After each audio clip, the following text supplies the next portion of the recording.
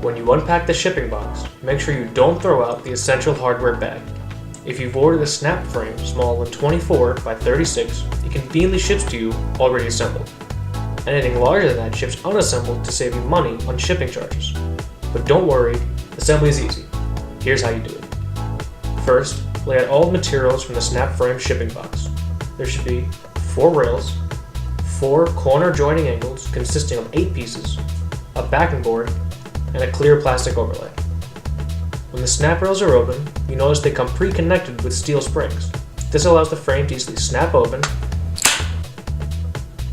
and snap shut, securing your printed graphics in place. To begin assembly, we take the A plate and place it under the B plate. Notice the screws are on top. Once the pieces are aligned, go ahead and slide them into the open snap rail's metal channel. Then, connect the second snap rail to the other end of the plate, sliding the corner joining angle into the same metal channel.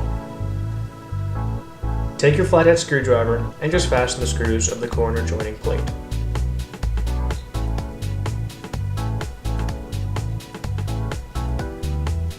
After completing this simple step for all the corners, the snap frame is ready to be wall mounted.